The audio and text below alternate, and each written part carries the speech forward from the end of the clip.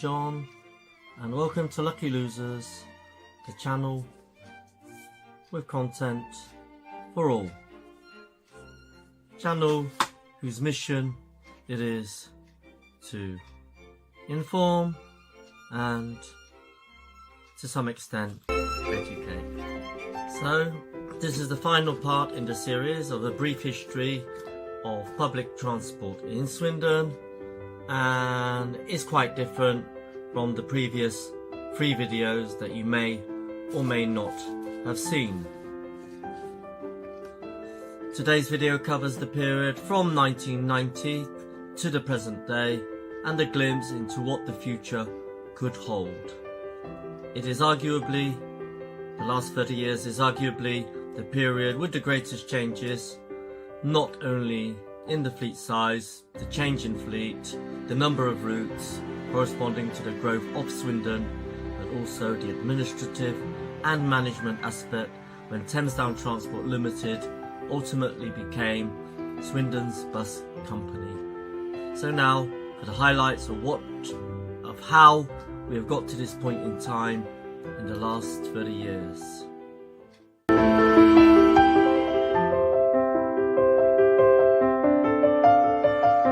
So here are some of the highlights of the last 30 years as far as services are concerned. So in the 1990s, the services were extended further to serve newly created housing districts in the town, and in the early noughties were expanded to serve the new North Swindon housing developments. Moving on, in December 2002, the town network was revised to serve the new Great Western Hospital at Common Head.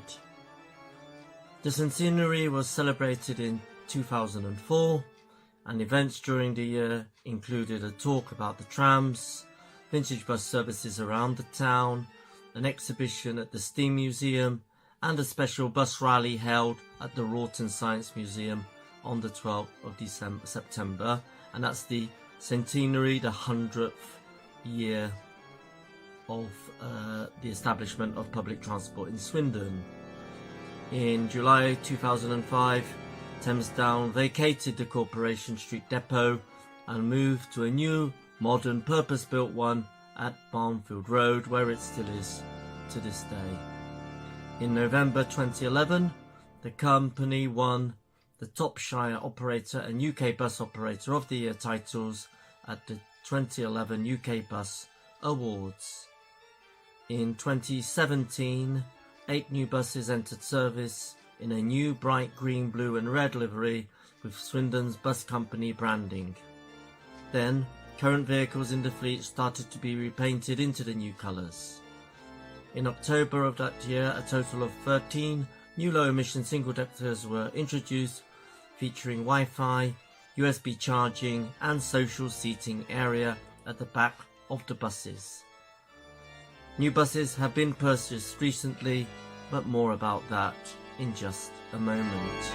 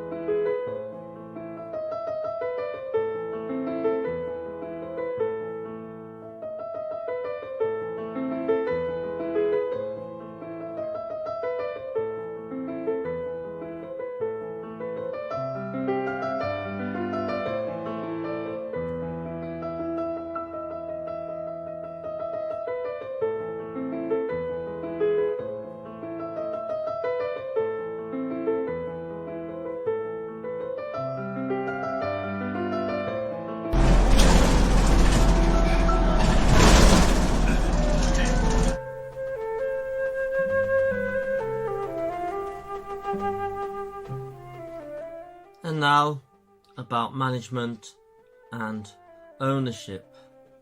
So to comply with the Transport Act of 1985, the operation was transferred into a separate legal entity.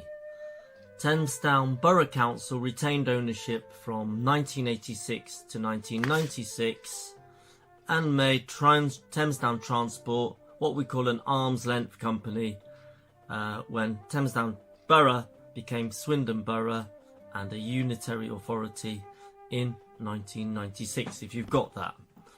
It was decided to keep the buses running as Thamesdown, and Swindon Borough Council sold Thamesdown Transport Limited to the Go Ahead Group in February 2017 as it had been incurring losses, quote, claimed the Borough Council, and was integrated into its Go South Coast subsidiary. From April 2017, the branding Swindon's Bus Company was adopted, together with a new livery in green and blue with red and yellow highlights. The 85-strong fleet bus continued to operate along the previous routes.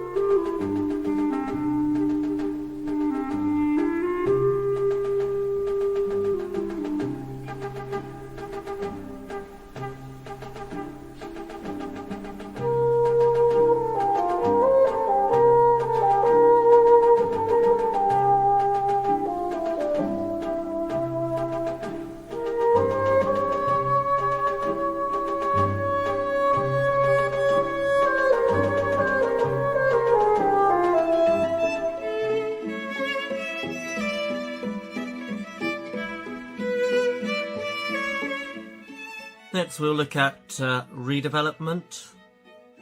The current bus station opened in the mid-1980s. It has been by and large used by other operators, with Thamesdown buses departing primarily from the bus stops at Fleming Way. Some Thamesdown and Swindon buses have however operated from the main bus station, which is just behind Fleming Way.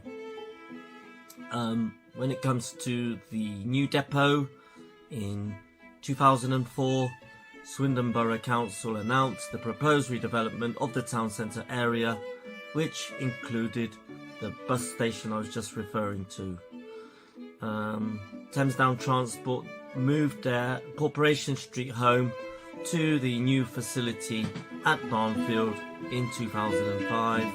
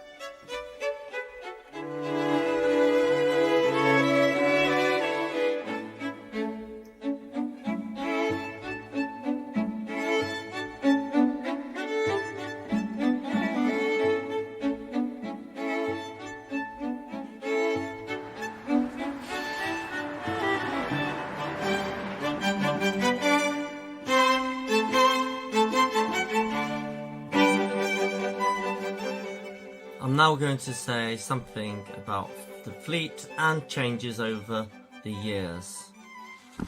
When Leyland, who had taken over Daimler in the 70s, decided to end production of the fleet line in the 80s, Thamesdown then turned to the Dennis Dominator, which dominated Swindon's double-deck fleet until the early 2000s, when the last Dennis Dominator and Leyland fleet line left the fleet. There are a few double-deckers operating as in the Swindon Bus Company livery at present. The first 10 Dennis Darts arrived in 1993 and were originally branded as Dart Line, but this was dropped in the late 1990s. The Dart became king with the original, and they were joined by 15 9.8 metre examples, and the then low floor era began with 8 Dart SLF joined by the longer SPD and Plaxton Pointer 2 darts with 4X King's Fairy Dart SLFs and 4X Isle of Man Step Entrance darts. Yup, I hope you've got that. The bus service now primarily use low single-decker buses, but double-decker buses have been used on some school and other contract services, as well as to increase capacity at peak times on suitable services.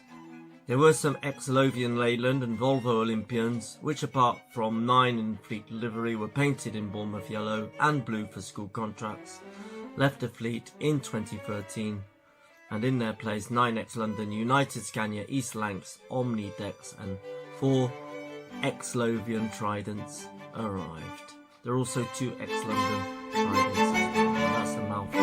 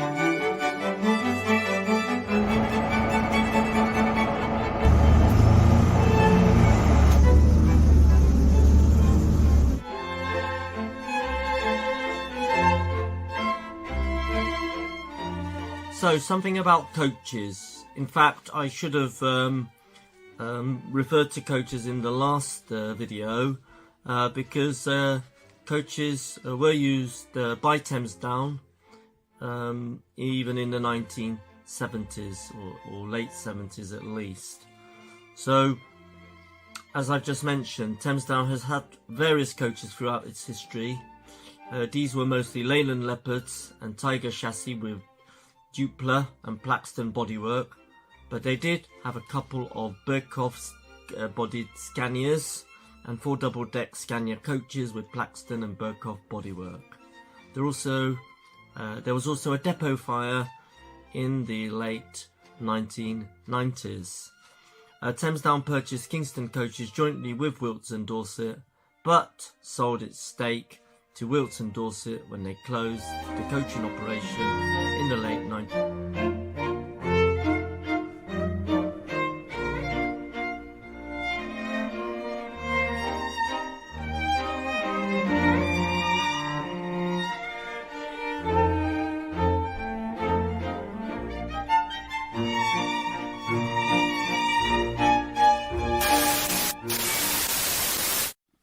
If you've managed to get this far into the video, Well done. Thumbs up to you. Well, statistics show that probably you're not one of my subscribers. Thank you if you are, of course. I am grateful for every one subscriber that I have. In order to get a notification of future videos that I make, and they do come out at least twice a week, subscribe and press on the bell to get notifications. And I want my channel to grow, but without your support that won't happen. So thank you very much once again, and enjoy the rest of this video. Cheers.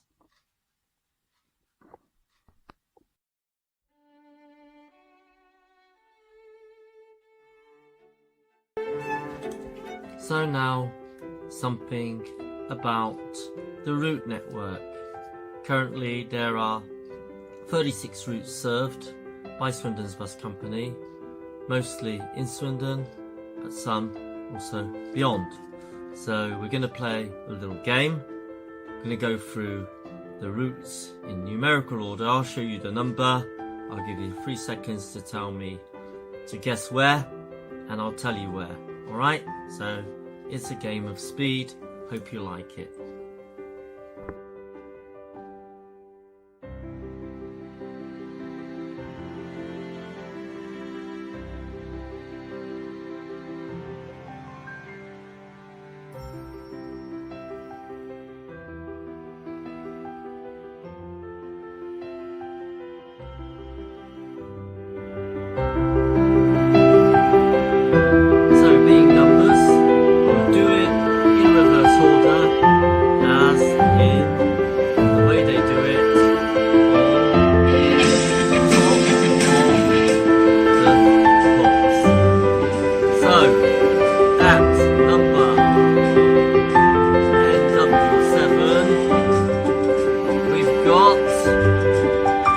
Park and ride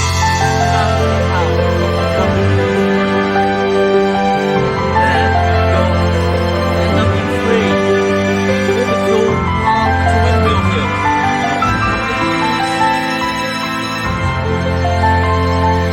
NW2B Lawton Park and ride to Windmill Hill, not for public use. NW2A Kingsbridge Point to Windmill Hill, so not continuing. 25 Swindon to Mannington.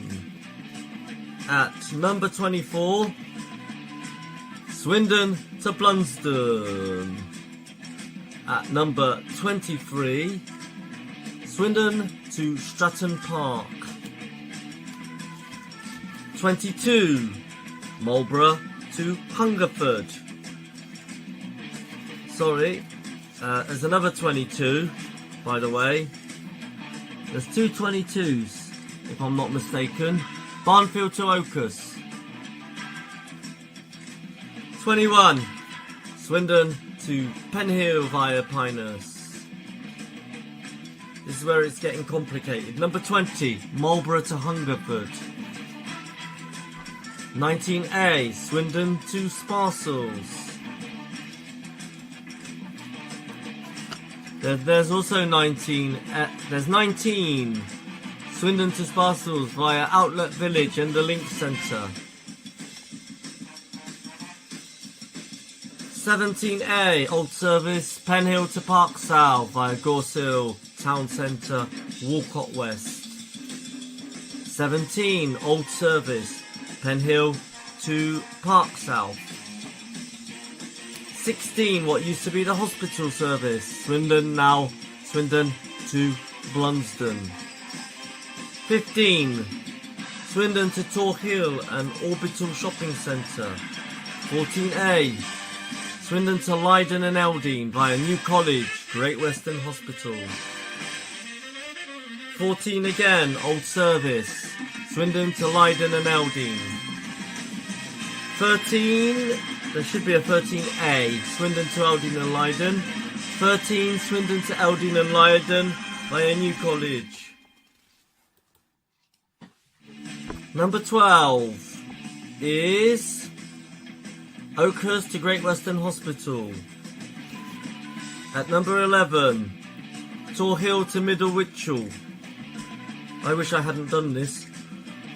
Now to the top 10, I mean the top 5. Orbital Shopping Centre, or Park, to Park North. At number 2, Swindon to Covenham and Nye via Walcott East. 1A, Middle Lees to the Great Western Hospital via Outlet Village. And wait for it, at number 1, it is Middle Lees to Great Western Hospital.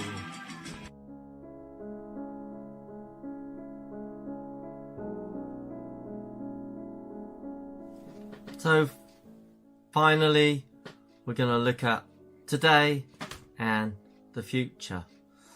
Recently, 6 new British-built Alexander Dennis Enviro 200 MMC vehicles have been purchased, costing £900,000. Each of the buses sports the latest Euro 6 low emissions engine, the cleanest standard for diesels. The new buses will run on the operator's 13 and 14 routes, which serve Eldene, Leiden and Dorking. So that's the good news. Whoops, yeah, we're not on top of the pops.